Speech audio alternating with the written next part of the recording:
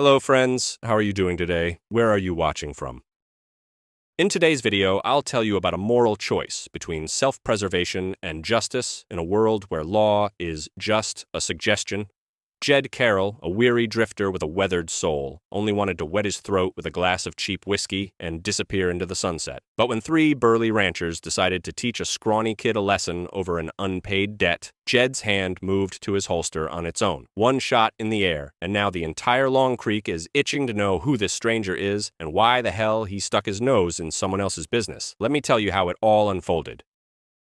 Long Creek looked like any other settlement born from dust and hope at first glance, but its laws were as rickety as the rusty nail holding up the mayor's decree against discharging firearms within city limits. This nail, incidentally, was the only part of the mayor's office that wasn't falling apart. Jed Carroll, a traveler with more wrinkles on his face than an old dried apple, rode into town, driven by a single desire: to find food, a glass of strong whiskey, and a bit of shade before his horse decided it was completely done with this life. His clothes were as faded as the sky above, and his hat had probably seen more stories than a church Bible. The only thing that seemed new was his annoyance with the local heat, which appeared specifically designed not just to melt asphalt, but also common sense.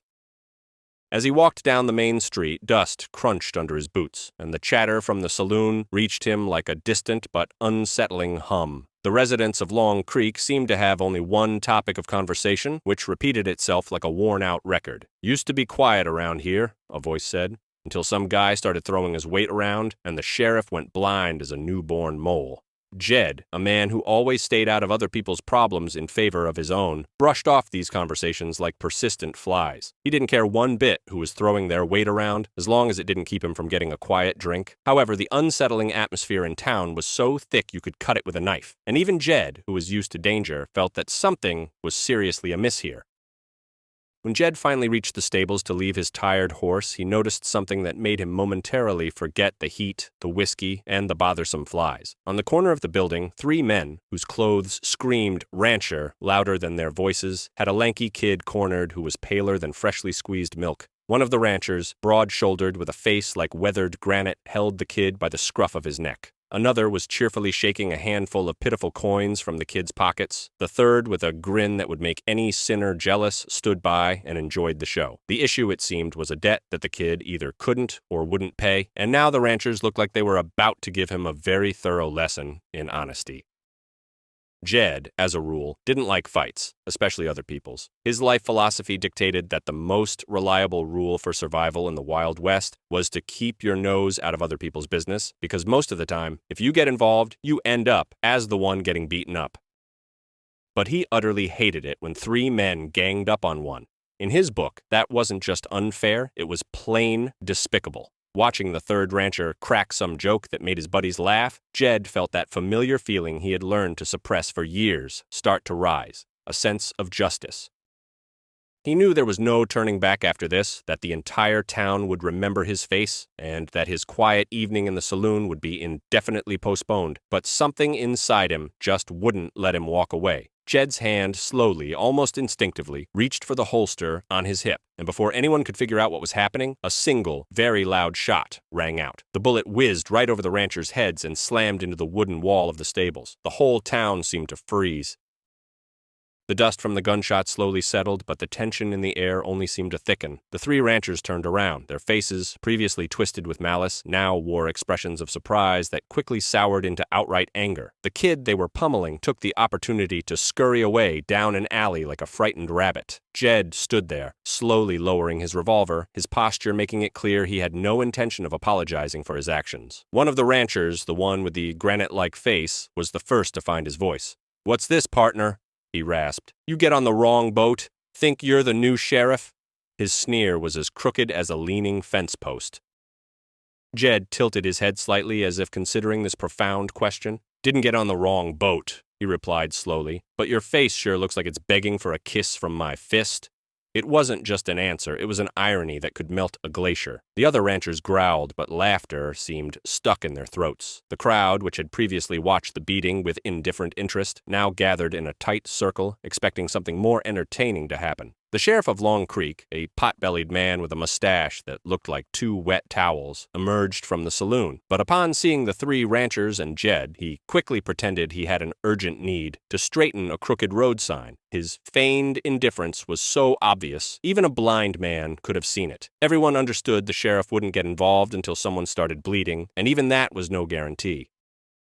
Seeing this, Jed realized he had gotten himself into a real mess. He hadn't just stopped a fight, he had publicly insulted the ranchers, and in the presence of a cowardly sheriff to boot. Now they had no choice but to retaliate to save face. "Well, kid," the second rancher spat, "you made your choice. Now you've got to live with the consequences." "I'm already living with the consequences," Jed replied calmly, "like the consequence of you boys being without your little entertainment tonight." His words were sharp as a blade, and each one hit its mark. He knew this conversation wouldn't end with just words.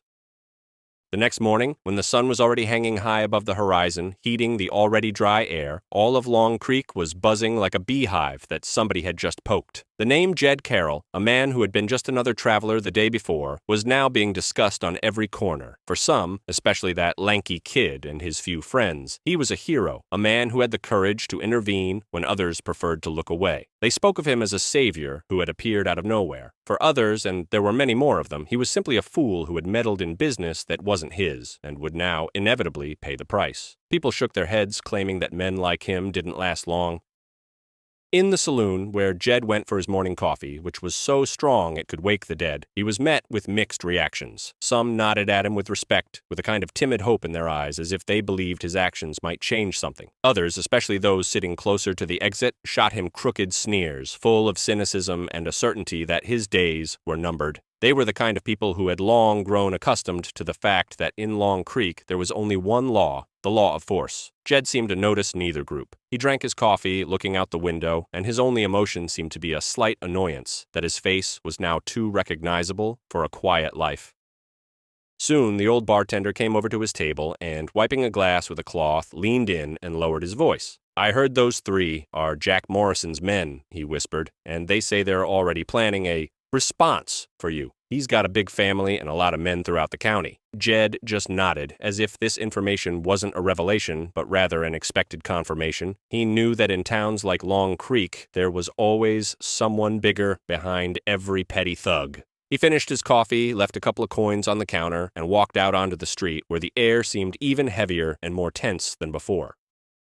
Jed Carroll, whose life was a series of towns where he never stayed longer than a single night, knew the name Jack Morrison. That name was synonymous with trouble and a lot of land in the county, and also with the fact that he never forgave an insult. Morrison was one of those men who believed the entire world was created for his convenience, and everyone else was nothing more than a backdrop that could be moved around at his whim. Jed, as he admitted to himself, had once before run into people of this type, and those meetings rarely ended with a peaceful cup of tea. He recalled one such fellow in Arizona who decided his horse would look better in his own stable. Jed, after long and not so pleasant negotiations, got his horse back, but the other guy lost the desire to steal anything for a long time afterward, except maybe his own nose. These memories brought a slight, dry smirk to Jed's face. The internal monologue he had with himself was probably the funniest part of his life. He thought about how his only desire was to have a drink, and instead he had to deal with ranchers and their touchy boss. "Well," he told himself mentally, "so much for a quiet evening. Now I'll probably have to sleep with one eye open." He understood that humor was the only spice that made his life even remotely bearable. He knew that this Morrison wouldn't let things go just like that, and that his pride was more important than the law or even common sense. The tension was rising like yeast dough, and he could feel it in every look that was thrown his way. It was like a silent challenge thrown directly at him. That same evening, as Jed sat on the porch of the hotel, enjoying the quiet brought by the approaching twilight, two men approached him. They were dressed in the same worn shirts and dusty pants as everyone else in town, but their eyes gave them away as Jack Morrison's men. One was short and stout like an oak stump, with small but very observant eyes. The second was tall and skinny, with a face that seemed to have never known joy. "The boss invites you for a little walk," said the short one, "but we figured it would be better if you just left. Consider this our friendly invitation." He gave a crooked smile, showing off a few gold teeth. Jed looked at them, and there was no fear or surprise in his gaze, just a slight weariness. "That's very kind of you," he replied, "but I was just thinking, and it seems my invitation is missing one element, a benefit. I'm not seeing why I should leave." The tall, skinny man scowled. The benefit, he growled, is that you still have both your legs to walk out on. Don't make us turn that benefit into a limp. Jed slowly stood up, and his figure, which had seemed a bit worn, suddenly took on a certain steel-like toughness. I wouldn't talk like that if I were you, he said calmly. You see, I appreciate humor. You, on the other hand, just tell bad jokes. By the way, if you smile as much as your friend, you'll lose your teeth, too. At these words, the grin on the short man's face instantly disappeared, and he reached for his holster. Jed, a second ahead of him, stepped forward, and his hand rested on the hilt of his own revolver, but he didn't draw it. He just stood there, and his gaze was so hard and cold that both ranchers momentarily lost the desire to smile. They understood this man wasn't bluffing. All right, the tall one hissed. We'll pass on your answer, but don't say we didn't warn you. They turned and walked away, leaving Jed on the porch. He knew he now had no choice. Either leave, as they wanted, and run from the problems, or see it through to the end. But simply leaving would mean admitting they had won, and that was against his rules. I guess I'll stay, he muttered to himself, just for the fun of it. The silence that followed the rancher's departure was as deceptive as a card shark's smile. The next day, Jed decided to leave town for a while to check on his horse, which seemed to have already resigned itself to its fate. He rode north, away from the prying eyes of Long Creek's residents, but not too far. He knew they would be waiting for him, and he waited for it with the same calm with which he awaited another sunrise, and they certainly didn't make him wait long. Two men he had never seen before emerged from behind some rocks on the outskirts of town. They looked like two jackals scenting an easy prey, and their eyes gleamed with greed.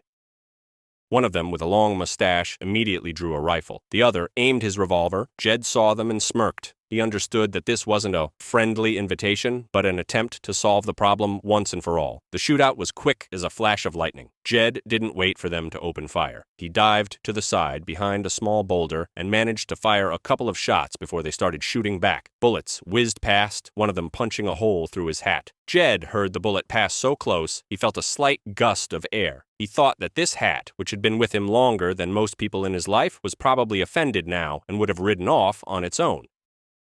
He fired a couple more shots, this time aiming. The mustached rancher fell, and the second one, seeing that things were taking a bad turn, hastened to retreat. Jed emerged from behind the boulder and looked at the fallen man. He was dead. He took off his hat, looked at the hole in it, shook his head, and smirked. Well, now we're even, he muttered, and I didn't even get to finish my coffee. He knew this was only the beginning, and he understood that now that blood had been spilled, there was definitely no turning back.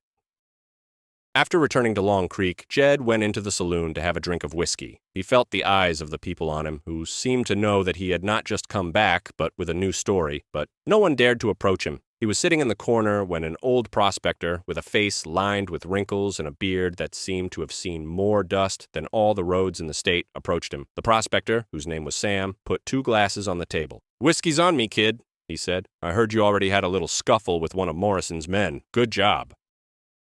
Jed looked at him with surprise. "How do you know?" he asked. "No? The whole town knows," Sam chuckled. "One of your attackers ran away like a whipped dog and has already told everyone that you're no slouch. You know, I have a bone to pick with this Morrison, too. He cheated me out of my gold claim, and now I owe him everything I have. Maybe we should team up." This idea seemed to Jed, on one hand, insane, and on the other, quite logical. He wasn't a fan of partnerships, but he understood that against a man like Morrison, it would be very difficult to go it alone. Sam, seeing Jed's hesitation, continued. "Look, he attacks people," he said, "but we'll hit his wallet and his reputation. He loves money and power more than his own men. If we show the town that he's not as powerful as he seems, all his henchmen will scatter like rats from a sinking ship." Jed, looking at this old prospector who spoke as if he had already come up with a grand plan, felt a certain interest awaken in him. "All right," he said, "I'll listen to your plan. But if it's a stupid one, I'm still drinking your whiskey." And so began the strange alliance of 2 men united by a common hatred for one man.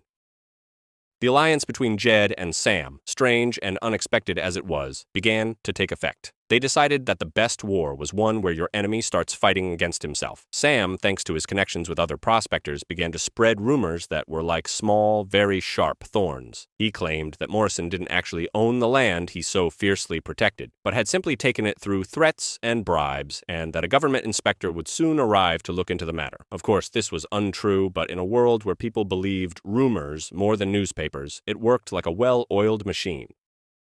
Jed, for his part, took on more practical matters. He stole a couple of Morrison's horses that were grazing nearby and let them loose on the prairie. Then he managed to swap out a couple of whiskey barrels meant for a saloon owned by Morrison with something that looked a lot like water but with kerosene added. These small actions, which were more like petty mischief than actual warfare, were nonetheless infuriating for Morrison and his men. Morrison's authority, which was built on fear and respect, was beginning to fray at the seams. The town, which had previously been split into two parts, those who were for Morrison and those who feared him, was now divided into two genuine camps. Some laughed at his failures, while others still feared him, but not as much as before.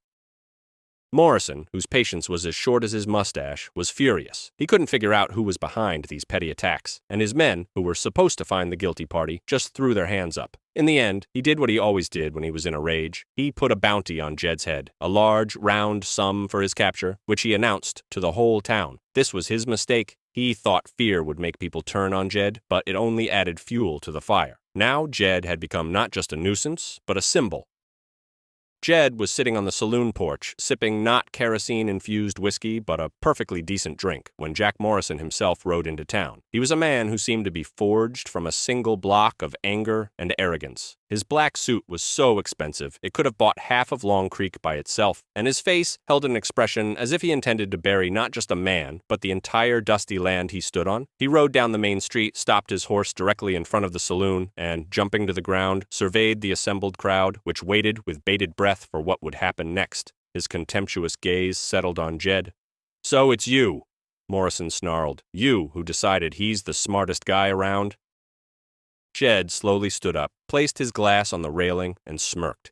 "If I'm the smartest," he replied, "then by all accounts, this town has a serious shortage of brains. You, it seems, proved that when you lost your horses and your whiskey. By the way, the whiskey seemed to have an interesting aftertaste, if I understand correctly." Morrison, who had expected Jed to either remain silent or apologize, was furious. "I'm not joking," he hissed. "Tomorrow at dawn, in the old field outside of town. Don't show up, and I'll give you a hunt so good they'll have to collect your skeleton piece by piece." Jed, his face completely calm, looked at him. "You think I won't come?" he asked. "You are so wrong, and I don't need to hunt. I won't come alone. Jack, you will have the whole county behind you, and your people, if you don't stop this." It was a complete bluff, but it sounded so confident that Morrison hesitated for a moment. "Tomorrow at dawn," Morrison repeated, his voice trembling with anger, "and don't think you'll survive." He got on his horse and rode away, leaving clouds of dust and absolute silence behind him. Jed sat back down, picked up his glass, and finished his whiskey. He knew that tomorrow everything would be decided.